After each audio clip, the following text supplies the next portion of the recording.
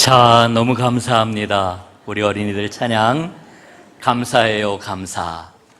여러분 크게 한번 박수 더 해주시길 바랍니다. 너무너무 은혜로웠습니다. 감사해요. 오늘 우리는 전교인 공동체 예배를 드리고 있습니다.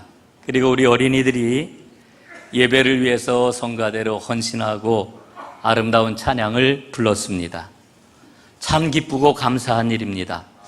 우리 하나님께서도 크게 기뻐하시고 축복해 주시는 것을 느낄 수가 있습니다. 오늘 우리 어린이들이 이 감사의 찬양으로 하나님 앞에 영광을 돌린 것처럼 평생 하나님을 찬양하는 사람으로 자라나고 하나님 앞에 쓰임받기를 주님의 이름으로 축복합니다. 오늘 우리는 시편 124편 말씀을 읽고 있습니다. 오늘 그 시편을 보면은 다윗의 시 성전에 올라가는 노래라고 하는 타이틀이 붙어 있지요. 성전에 올라갈 때마다 순례길에서 부르던 감사와 찬양의 노래라고 하는 그런 이야기입니다. 우리 어린이들이 오늘 너무너무 아름답게, 또 예배 전에도 우리 리틀 카리스가 너무 멋진 그러한 그 찬양과 워십을 해 주었는데, 우리 그리스도인들이 얼마나 노래를 좋아합니까? 정말 음악을 빼놓고 우리 신앙을 이야기할 수 있을까 하는 그런 그 생각을 해봅니다. 아마 불가능할 거라고 하는 생각을 갖지요. 제가 나온 감리교 신학대학은 지금도 아주 작은 학교입니다만은 제가 입학을 했을 때는 전교생이 300명밖에 되지 않는 정말 작은 학교였습니다. 그런데 이렇게 학교에 입학을 했을 때 제일 좋았던 게 뭐냐 하면은 그 작은 감신동산에서 날마다 노래가 끊이지가 않는 거예요. 모이면은 노래하고 언제나 노래하고, 그래서 우리는 이야기하기를 스스로를 노래하는 감신이라 이렇게 이야기를 했던 기억이 납니다. 실제로 우리나라 음악계를 보면은요, 클래식 음악이나 혹은 대중 음악이나 겉으로 드러나지를 않아서 그렇지 교회 음악의 영향력이 얼마나 큰지 모릅니다. 사람도 그렇고 시스템도 그렇고, 그래서 이 한국교회의 음악은 뗄래야 뗄 수 없다라고 하는 생각을 갖게 됩니다. 우리 어린이들 또 오늘 선생님들 수고를 많이 해주셨는데 앞으로도 더 멋진 찬양의 사람들이 꼭 되시기를 간절히 소원합니다. 이 구약성경을 읽을 때 우리는 이 구약성경이 크게 네 부분으로 나누어져 있다라고 하는 것을 잘 알고 있습니다. 첫째는 모세오경이요, 둘째는 역사서요, 세 번째는 시가서요, 네 번째는 예언서입니다.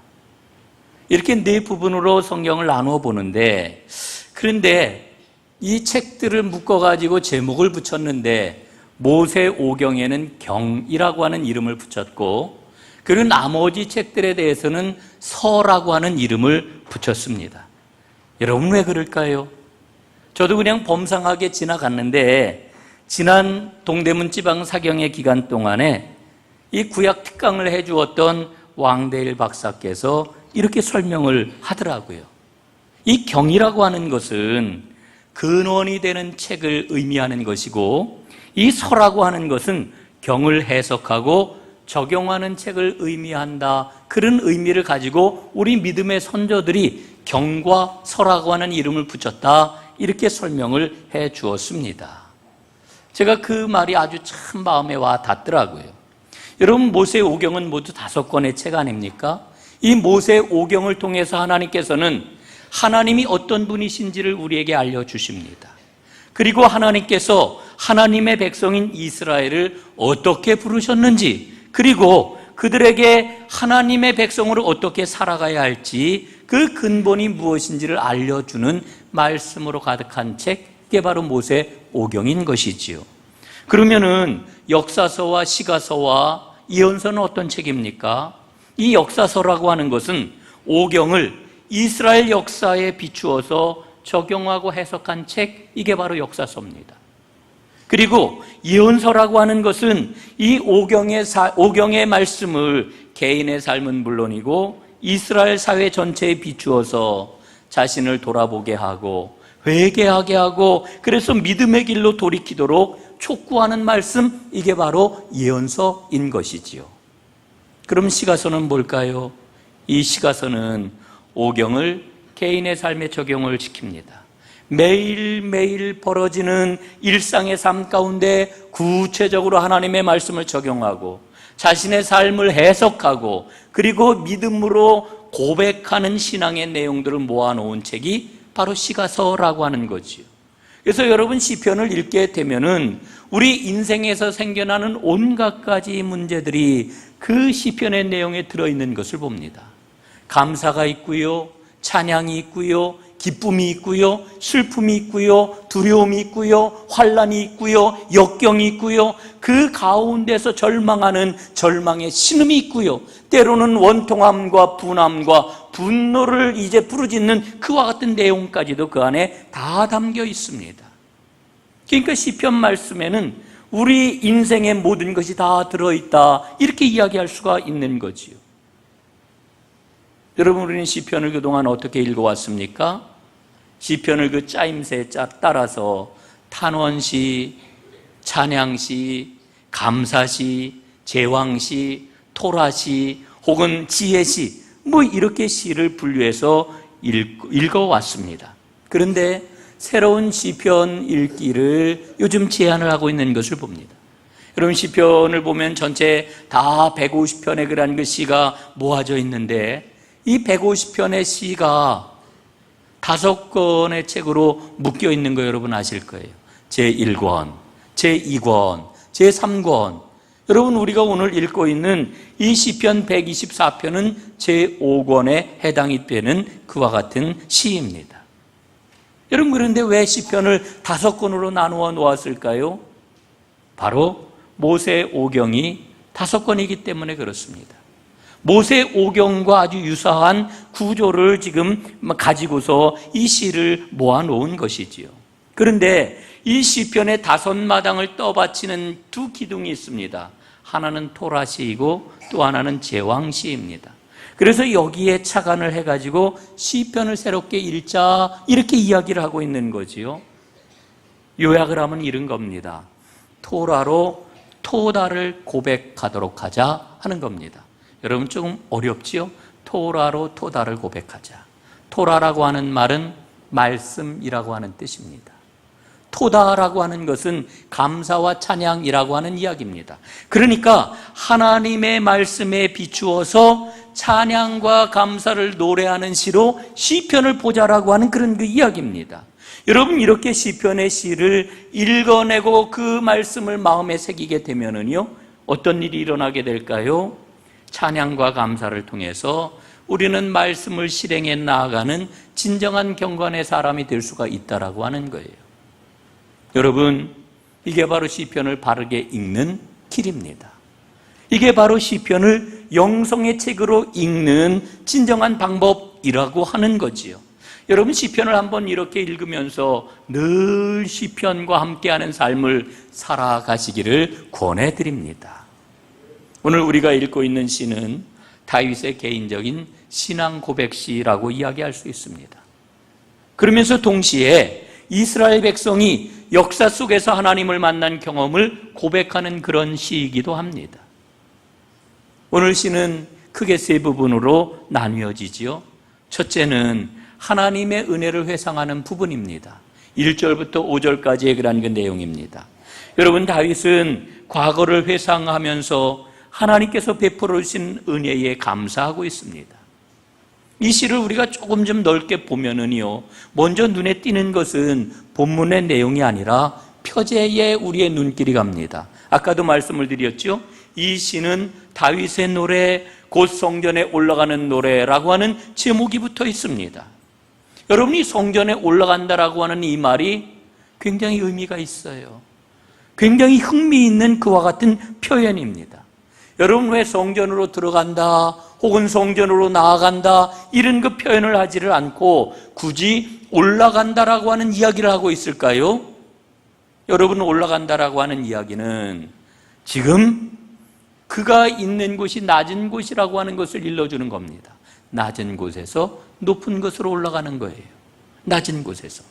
여러분, 다윗의 신앙을 보면은 그는 철저하게 하나님을 구별하는 신앙을 가졌습니다.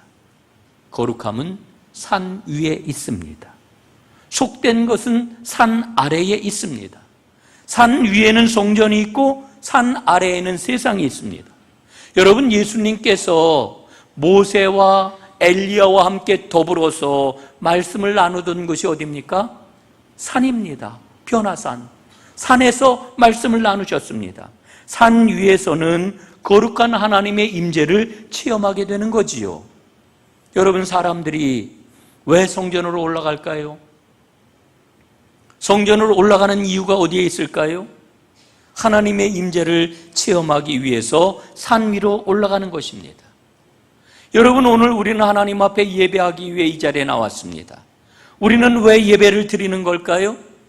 하나님의 임재를 체험하기 위해서 우리는 예배를 드리고 있습니다. 여러분, 산 위에 있는 하나님의 성소에서 하나님의 사람으로 다듬어지기 위해서 성전으로 올라가는 겁니다. 하나님의 작품으로 다듬어지기 위해서 성전으로 올라가는 겁니다. 여러분, 그래야 산 아래로 내려갔을 때에 우리는 세상을 치유할 수 있습니다. 세상을 섬길 수 있습니다. 세상을 사랑할 수 있습니다. 여러분 보세요. 우리의 마음속에는 어느 누구나 다 한 사람도 빠짐없이 잘 섬겨야지, 잘 사랑해야지, 그리고 치유의 역사를 불러일으켜야지. 여러분, 우리의 마음속에는 이런 선한 마음이 있습니다. 여러분, 그런데 어때요? 선한 마음대로 우리가 그렇게 사라지나요? 그렇지를 못해요. 성전에서 하나님을 체험할 때에만 우리는 능력 있는 삶을 살 수 있는 거지요. 우리가 하나님을 성전에서 체험하지 못한다면 우리는 능력 있는 삶을 살 수 없어요. 늘 마음으로만 그래야지, 그러다가 그냥 마는 거지요. 사랑하는 여러분, 오늘 이 시간 하나님의 임재를 체험하심으로 하나님의 능력 있는 사람들이 다 되시기를 주님의 이름으로 축원합니다. 여러분, 오늘 이 시를 조금 더 자세히 보면은 이 시에는 다윗의 신앙이 너무나 잘 나타나 있습니다. 다윗은 철저하게 절대 주권자이신 하나님을 신뢰했습니다. 여러분, 다윗 그러면은 제일 먼저 누가 떠오릅니까? 우리 어린이들도 다윗 이야기를 많이 할 텐데 아마 다윗 그러면은 골리앗 이야기가 먼저 떠오를 겁니다.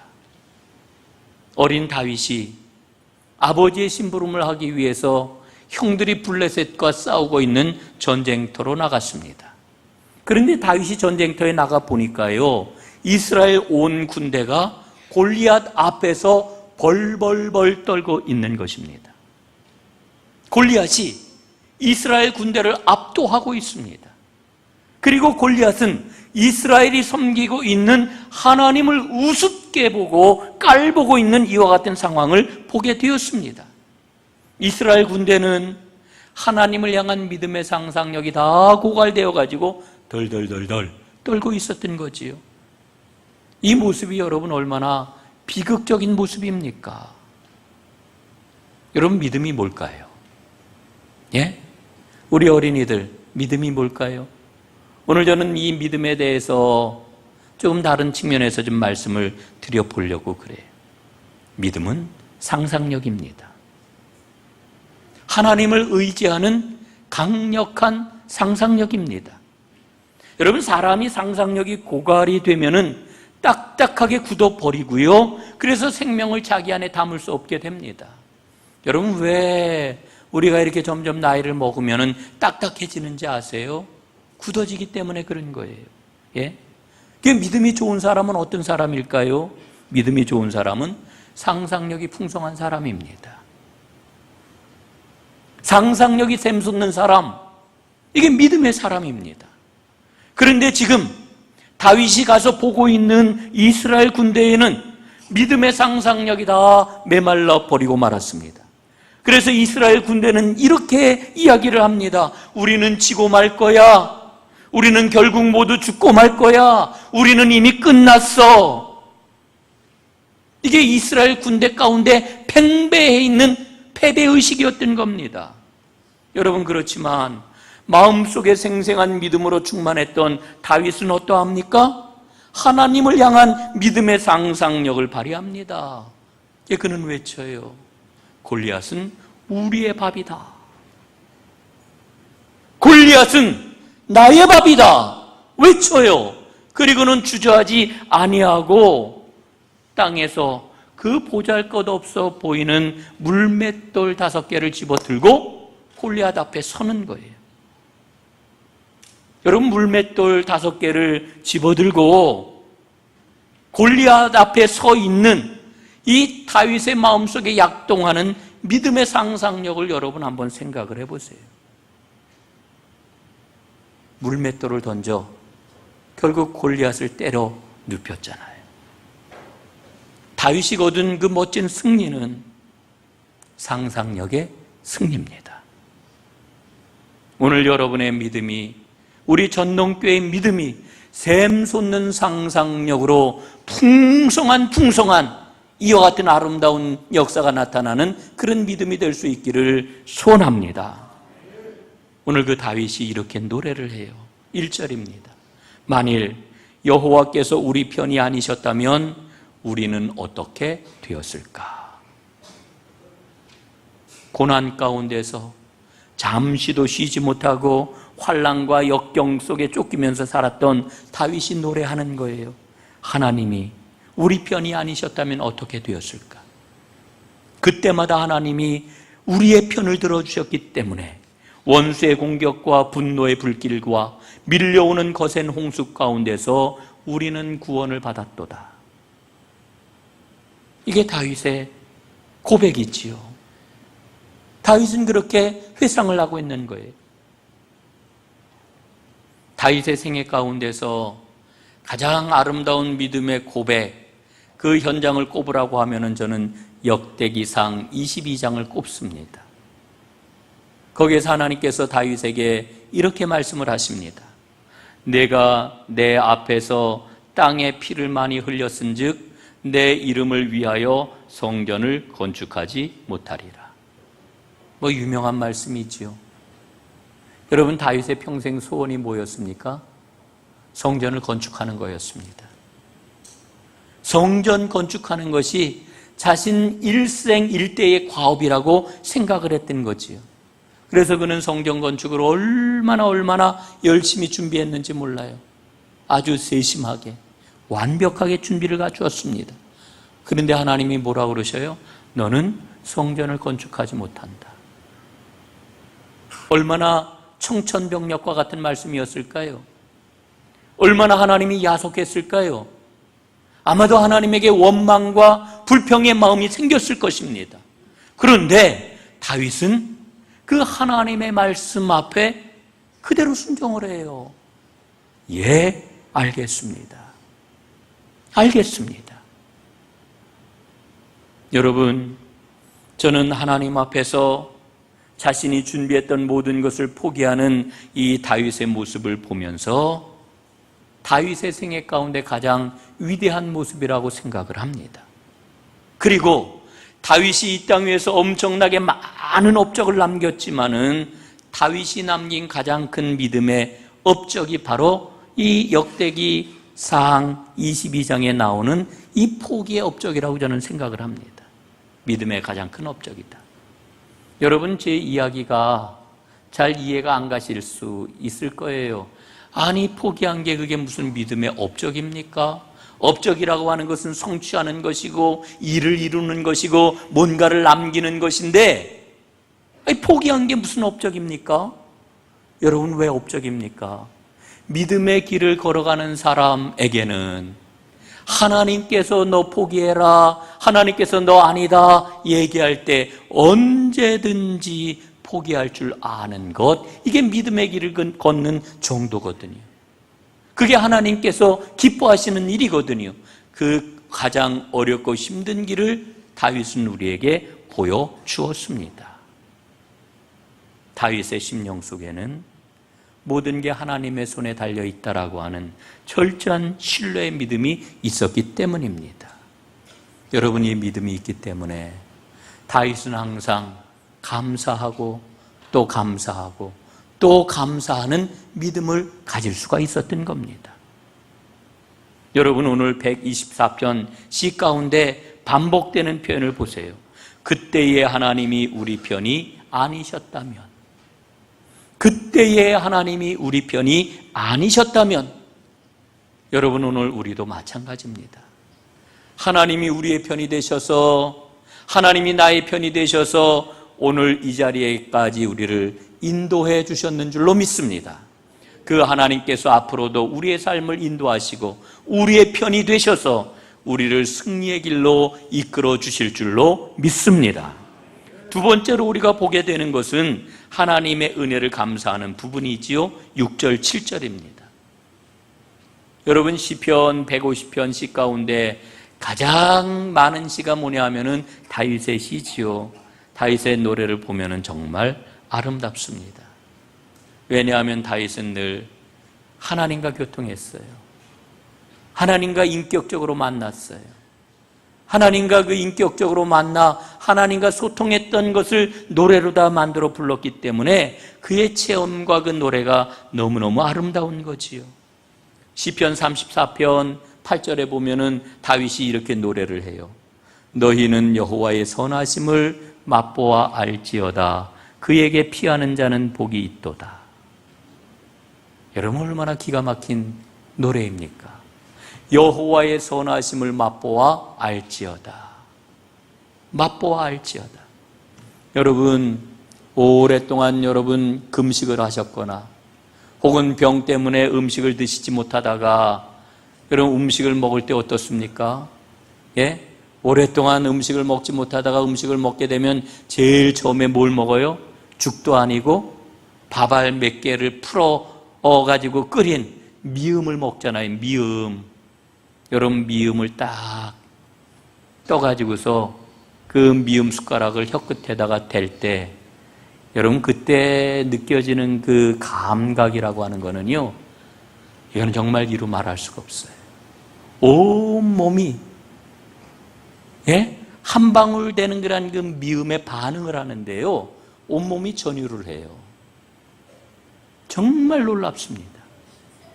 근데 다윗이 오늘 뭐라고 이야기를 하느냐 하면은 너희는 여호와의 선하심을 맛보아 알지어다. 여러분, 우리 온몸의 감각을 일깨우는 너무나도 생생하고 너무나도 아름다운 믿음의 고백이요 노래가 아닐 수가 없는 거지요. 그런데 사실 다윗의 생애를 돌아보면은요, 우리는 참 많은 걸 생각을 하게 됩니다. 왜냐하면은 다윗이 평생토록 제일 많이 했던 게 뭘까요? 전쟁입니다. 전쟁. 그의 주된 일은 전쟁이었어요. 그래서 여러분, 다윗이라고 하는 파일을 딱 열게 되면은 그 파일에서 뭐가 튀어나올까요? 피가 튀어나와요.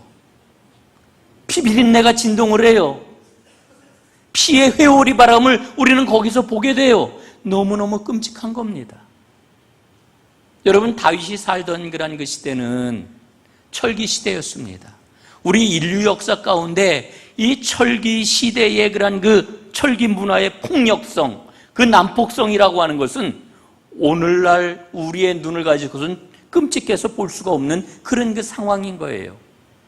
여러분, 거기에다가 다윗이 살고 있던 이 가나안의 상황은요, 얼마나 난잡한 성문화로 어지러웠는지 몰라요. 다윗은 바로 그런 세계의 중심에 서서 그 세상을 관통해서 내달렸던 사람입니다. 그런데 중요한 게 있어요. 다윗은 그 세계에 갇히지 않았다라고 하는 거지. 그 어지러움 속에서도 하나님을 굳건하게 붙잡았다라고 하는 거지요. 그래서 그는 담대하게 이렇게 노래를 해요. 시편 18편 2절에 보니까 여호와는 나의 반석이시요 나의 요새시요 나를 건지시는 이시요 내가 그 안에 피할 바위시요 방패시요 나의 구원의 뿌리시요 나의 산성이시로다. 여러분, 이게 다윗의 삶입니다. 다윗의 삶 가운데 가장 큰 부분은 바로 하나님이셨습니다. 여러분, 사실 다윗의 삶과 그의 도덕성에는 여러 가지 문제가 있었다는 거 우리가 너무나 잘 알고 있잖아요. 그러나 다윗은 그 가운데에서 하나님의 은혜를 붙잡았어요.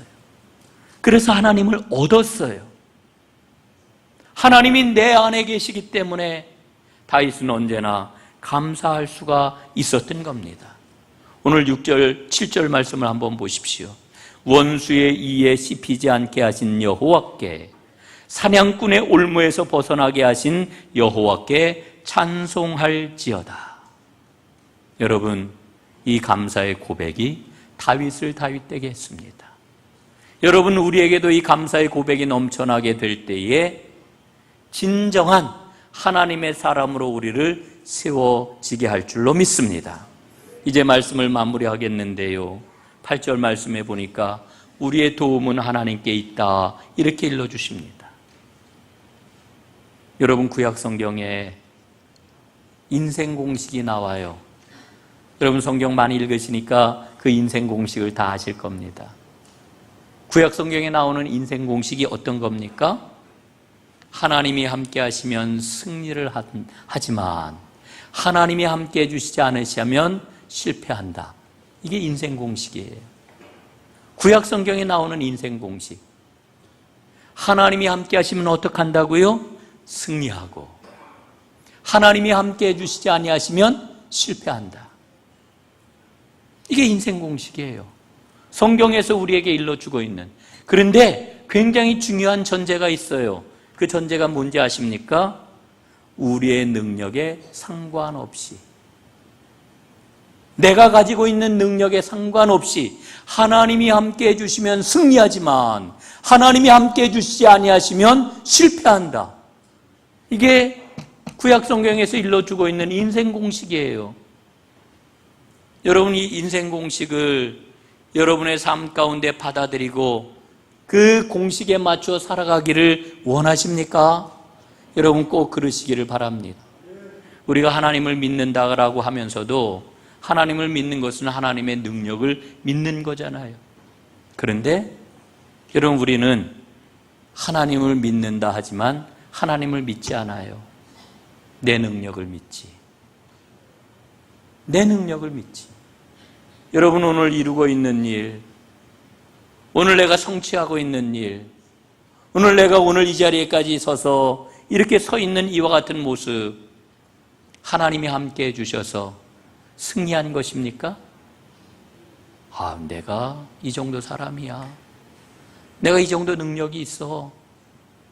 여러분, 거기는 하나님이 개입하실 수 있는 여지가 없는 거예요. 구약 성경의 인생 공식은요, 나의 능력에 상관없이 하나님이 함께 해주시면 승리하지만 나의 능력에 상관없이 하나님이 함께 해주시지 아니하시면 실패한다. 이게 인생 공식이에요. 여러분, 그러면은 이 인생 공식은 그 옛날 이스라엘 백성들에게만 해당이 되는 이야기입니까? 아니에요. 오늘도 그대로 우리에게 유효한 겁니다. 여러분, 이 공식을 받아들이시기를 바랍니다. 여러분, 하나님의 편에 서 계신가요? 하나님이 우리 편이십니다. 하나님이 내 편이십니다. 오늘 그 노래하는 거예요. 124편. 하나님이 우리의 편이시고 하나님이 내 편이시다. 이 진리를 놓치지 않고 우리가 살아가야 됩니다. 저는 여러분에게 외치기를 권해드립니다. 나는 하나님 편에 서 있다. 나는 하나님 편에 서 있다. 하나님이 내 편이시기 때문에, 하나님이 우리 편이시기 때문에 나는 하나님 편에 서 있다 외치기만 하면은 여러분, 안심해도 되십니다. 여러분, 두려움 가운데서 노임받을 수 있습니다. 여러분이 처해 있는 상황, 그 환경이 어떠한지 저는 알지를 못합니다. 그러나 여러분이 처해 있는 상황에 갇히지 마십시오. 상황보다도 환경보다도 더 크신 하나님이 계십니다. 그 하나님을 믿으시고 하나님을 신뢰하세요. 그러면 여러분 승리하실 겁니다. 오늘 8절 말씀입니다. 우리의 도움은 천지를 지으신 여호와의 이름에 있도다. 기도하겠습니다.